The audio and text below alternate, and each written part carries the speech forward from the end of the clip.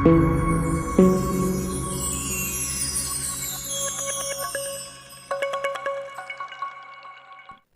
आदाब, सत श्रीकाल। मैं दुर्गेश कुमार आशा करता हूँ आप लोग ठीक होंगे, आपका परिवार भी ठीक होगा, अपना भी ख्याल आप लोग रख रहे होंगे, साथ में अपने परिवार का भी ख्याल रख रहे होंगे।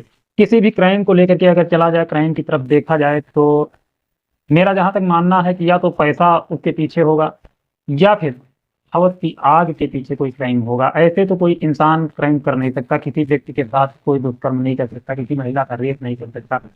या तो हवस की आग होगी या फिर पैसा इसके पीछे होगा। जब लालच आदमी के अंदर बस जाएगा, जब लालच इंसान के शरीर में घर कर लेगा, तभी किसी क्राइम को इंसान अंजाम तक पहुंचाएगा। जब हवस की आग किसी के शरीर के अंदर अपना घर बना लेगी, तभी जाकर के किसी महिला का रेप होगा।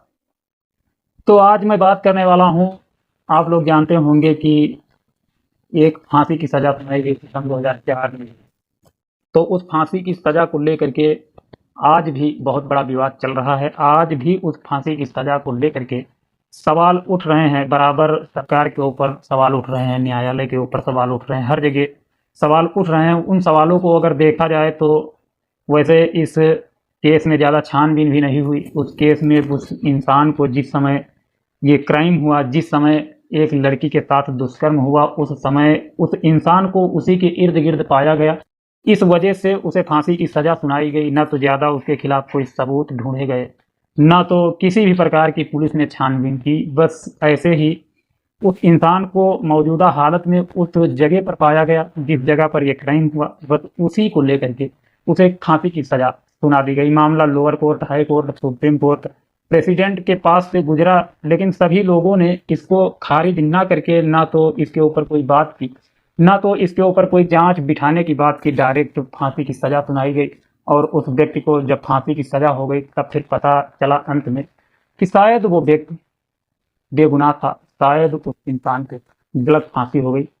एक ऐसी ये घटना है जिसको सुनने के बाद ऐसा लगता है शायद दुनिया में पहली बार किसी बेगुनाह इंसान को फांसी की सजा मिली। दरअसल मैं बात कर रहा हूँ पश्चिम बंगाल का एक शहर है कोलकाता। पहले इसे कलकत्ता के नाम से जाना जाता था, लेकिन आज के टाइम में इसे कोलकाता के नाम से जाना जाता है। यहाँ का एक इलाका है भवानीपुर। भवानीपुर में एक अपार्टमेंट बना हुआ है, जिस अपार्टमेंट का नाम है आनंद अपार्टमेंट। घटना है 5 मार्च 1990 की। तो इस घटना के बाद सभी के मुंह पर ताले लग गए, सभी के जज्बातों पर, सभी की बातों पर अगर गौर किया जाए तो शायद ऐसा लगता है कि ये फांसी की सजा जो हुई थी, शायद एक बेकसूर इंसान को फांसी पर लटकाया गया था। शायद एक बेगुनाह इंसान को मौत के मुंह में धकेला गया था, सिर्फ और सिर्फ उसकी मौजूदगी के कारण। गुजरात के रहने वाले एक व्यक्ति होते हैं नागरदास पारिक। नागरदास पारिक गुजरात से कुछ ही समय पहले, यानी कि 1990 से 3 वर्ष पहले 1987 में गुजरात को छोड़कर अपनी फैमिली के साथ पश्चिम बंगाल में और यहीं पर भवानीपुर आनंद अपार्टमेंट में रहने के लिए आए थे। ये तीसरे महिला पर आनंद अपार्टमेंट में रह रहे थे। यहाँ पर सिक्योरिटी की अच्छी व्यवस्था थी, काफ़ी अच्छी व्यवस्थाएं देख करके इन्होंने अपने फैमिली के साथ यहाँ पर रहने की ठानी। ये यहाँ पर रहने लगे। 1987 में आए थे, 1990 तक काफ़ी अच्छे से रह रहे थे, खुशहाली से रह रहे थे परिवार के साथ, मतलब काफ़ी खुश थे। परिवार में काफ़ी आनंद था, किसी भी प्रकार की कोई परेशानी नहीं थी। यहाँ पर रहने के बाद इन्हें महसूस हो रहा था कि काफ़ी सेफ जगह पर हम इस समय रह रहे हैं। इनकी एक बेटी होती है जिसका नाम होता है हेतल पारिक, और इनका एक बेटा होता है जिसका नाम होता है भावेश पारिक। इनकी पत्नी होती है यशोमती पारिक। ये लोग अपने परिवार के साथ हंसी खुशी से रह रहे थे। बेटी इनकी हाई स्कूल में होती है, परीक्षा का समय चल रहा था। तो कुछ ही समय पहले से एक गार्ड जो रह रहा था, उसका कुछ हाव भाव इन लोगों की समझ में नहीं आ रहा था, क्योंकि इनकी लड़की को जब वो देखता था तो वो घूरता रहता था और कुछ कहना भी चाहता था उस लड़की से, लेकिन वो कुछ कह नहीं पा रहा था। तो घूरने की उसकी आदत हो गई थी, आए दिन उस लड़की की तरफ ये देखता था, घूरता रहता था। तो जब उस लड़की को वो घूरता था तो वो लड़की एक दिन अपनी माँ से कहने लगी कि माँ, जो ये गार्ड अंकल हैं ये हमारी तरफ देख देख कर ना जाने कैसे कैसे घिनौने इशारे करते रहते हैं, हमें बहुत खराब लगता है, मुझे अच्छा नहीं लगता है। तो माँ कहने लगी, नहीं बेटी, आपको कोई गलत फहमी हुई है। हम लोगों को 3 वर्ष यहाँ रहते हो गए, लेकिन कभी भी ऐसी कोई दिक्कत नहीं आई, और जो गार्ड उस टाइम थे वही गार्ड आज भी यहाँ पर काम कर रहे हैं, ऐसी कोई दिक्कत नहीं है, आपको कोई गलत फहमी हुई। तो वो कहने लगी, नहीं माँ, ऐसा है, वो इस तरीके की हरकत करते हैं। तो माँ कहने लगी चलो ठीक है, अब जो हुआ तो हुआ, आगे जब होगा तो हमें बताना। अब 3 मार्च को लड़की परीक्षा देने के लिए जा रही थी, वो गार्ड अचानक सामने आता है लड़की के और लड़की का रास्ता रोक लेता है और कहने लगता है क्यों ना हम दोनों चलें कहीं फिल्म देखें सिनेमा हॉल में और आपस में प्यार भरी बातें करें। इस तरीके की जब बात वो कहता है तो वो लड़की दौड़कर फिर माँ के पास जाती है और कहती है माँ एक बार फिर उन्होंने हमारे साथ गलत हरकत की। ऐसे तो वो देखते ही थे गलत नज़र से, लेकिन आज उन्होंने मुझसे ये कहा है कि चलो हम चलते हैं कहीं फिल्म देखते हैं किसी सिनेमा हॉल में, जो खर्च लगेगा वो खर्च हम करेंगे और प्यार भरी बातें करेंगे। जब ऐसी बात माँ सुनती है तो माँ काफ़ी क्रोधित हो जाती है। कोई भी वो गुस्सा तो आएगा ही, किसी की लड़की के साथ अगर इस तरीके का अभद्रता व्यवहार कोई व्यक्ति करे तो क्रोध तो आएगा, जाहिर सी बात है। तो जब नागरदास को ये बात पता चलती है तो नागरदास काफ़ी क्रोधित होते हैं। वो वहाँ से चल देते हैं, जाते हैं, जो कर्मचारी वहाँ के थे, जो भी अपार्टमेंट के लोग थे, उनके पास पहुँचते हैं। एक व्यक्ति होते हैं जिनका नाम होता है श्याम कर्माकर। उनसे कहते हैं कि आपका जो सिक्योरिटी गार्ड है बहुत बदतमीज़ है, जिसका नाम धनंजय चटर्जी है, ये बदतमीज़ी से पेश आता है, हमारी लड़की के साथ बहुत गलत व्यवहार करता है, वो गलत नज़र से देखता है।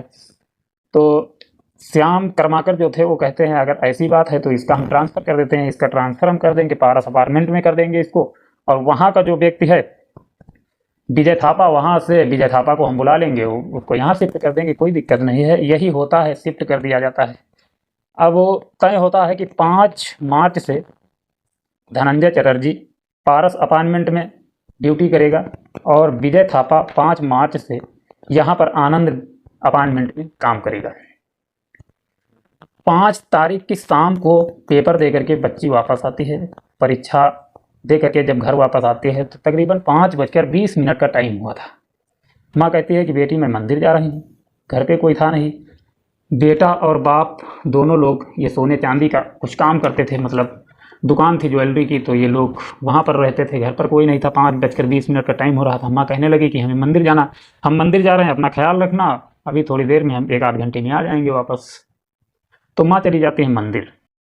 जब माँ मंदिर चली जाती है, बेटी अकेली घर पर होती है।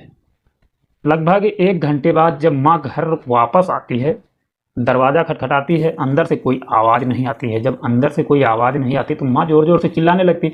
अपार्टमेंट में जो भी लोग रह रहे थे वो वहाँ पर पहुँचते हैं और माँ से पूछते हैं कि आखिर आप इस तरीके से क्यों चिल्ला रही हैं। तो यशोमती कहती हैं कि हमारी बेटी दरवाज़ा नहीं खोल रही, हम काफ़ी देर से आवाज़ लगा रहे हैं, अंदर से कुछ भी जवाब नहीं आ रहा है, ना तो अंदर कोई कुछ बोल रहा है। हमारी बेटी अकेली थी घर में, वो भी उधर से अंदर से कोई जवाब नहीं दे रही है, हम बराबर दरवाजे पे दरवाज़ा खटखटाए जा रहे हैं। तो अंत में ये फैसला होता है कि दरवाजे को तोड़ना पड़ेगा। तो दरवाज़ा तोड़ दिया जाता है। जब दरवाज़ा तोड़ा जाता है तो अंदर का जो दृश्य था वो दृश्य चीखें निकालने वाला था, बहुत ही खतरनाक दृश्य था। दरवाजे को तोड़ने के बाद देखा जाता है घर का सारा सामान अस्त व्यस्त था। सामान अस्त व्यस्त था। जब बेटी को देखा जाता है तो बेटी, क्या कहा जाए, ऐसी उसकी स्थिति थी जिसको देखने के बाद किसी की भी चीख निकल जाए, इतना दर्द भरा मंजर था। उस बच्ची को जब माँ देखती है, माँ उस बच्ची से लिपट जाती है, ज़ोर ज़ोर से चिल्लाने लगती है। माँ और जो लोग थे वो लोग उस बच्ची को लिफ्ट के माध्यम से ले करके बाहर जाते हैं और हॉस्पिटल में ले करके पहुँचते हैं। हॉस्पिटल में डॉक्टर को जब दिखाते हैं तो डॉक्टर साफ तौर पर उसे मृत घोषित कर देते हैं।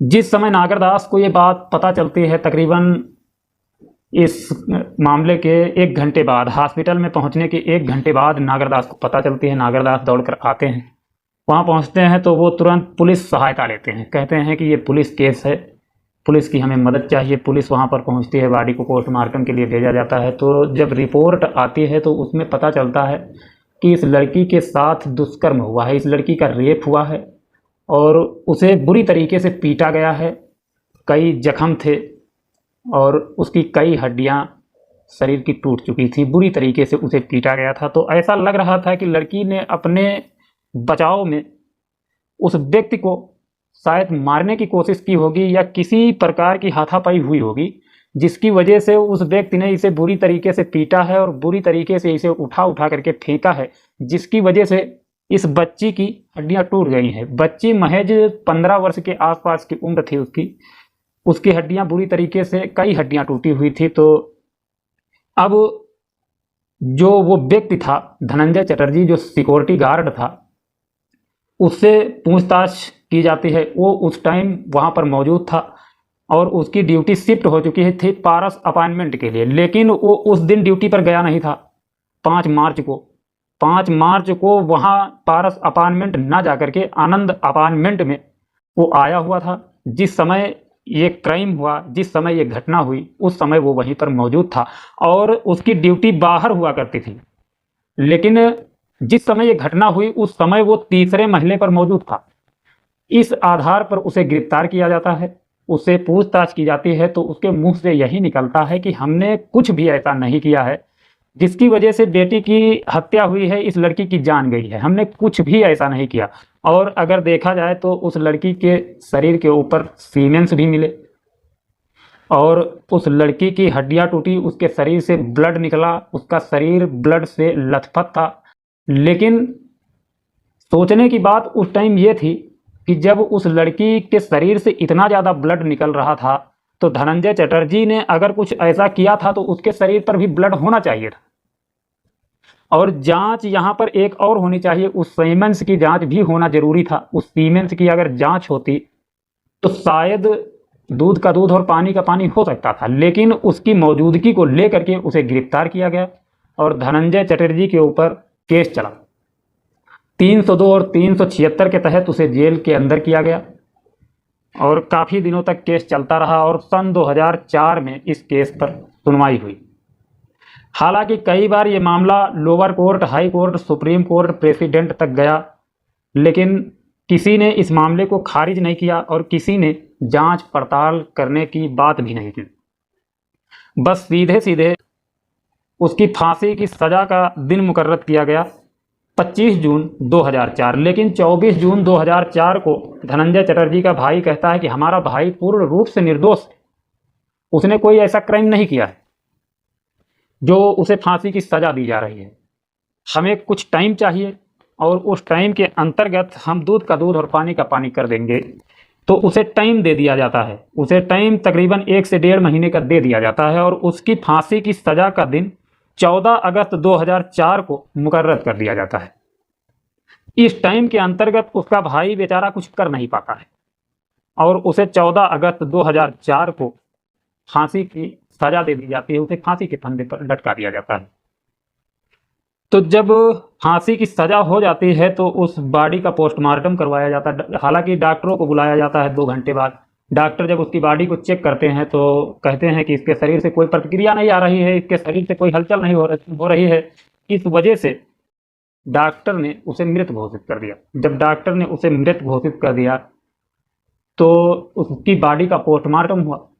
बॉडी के पोस्टमार्टम के बाद लाश उसके परिवार के लोगों को सौंपने के लिए कहा गया। जब लाश को उसके दरवाजे पर ले करके पुलिस पहुंची तो उस समय उसकी पत्नी ने कहा हमारा पति निर्दोष था, हमारे पति के साथ एक साजिश हुई, उस साजिश के तहत हमारा पति फंसाया गया और उसे फांसी की सजा हुई। हालांकि उसे फांसी के फंदे पर झुला दिया गया।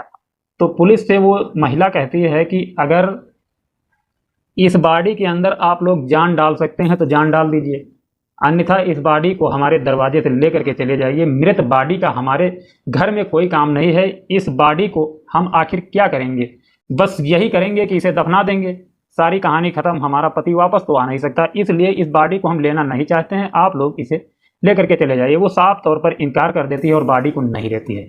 पुलिस वापस लेकर के आती है। जिस तरीके से भी हुआ उसका क्रियाक्रम पुलिस ने किया, जो भी किया ये हमें नहीं पता है, लेकिन इस केस को फांसी की सजा होने के बाद बंद कर दिया गया। हालांकि इस केस पर सुनवाई आगे भी हुई। सरकार ने कोशिश की कि शायद जो मुजरिम है वो पकड़ा जाए, शायद ये निर्दोष हो। जब इस तरीके के सवाल उठ रहे हैं, सरकार ने भी कोशिश की, लेकिन जो नागरदास थे, नागरदास पारीख और उनकी पत्नी यशोमती पारीख, इन्होंने ज़्यादा कुछ इस केस के पीछे, इन लोगों को पेशी पर भी बुलाया जाता था, मुकदमा चल रहा था, लेकिन ये लोग नहीं आए। पता चला कि ये लोग मुंबई में जाकर के शिफ्ट हो गए, तो इस केस को बंद करना पड़ा और ये केस बंद हो गया। और इस केस के ऊपर आज भी सवाल उठ रहे हैं कि शायद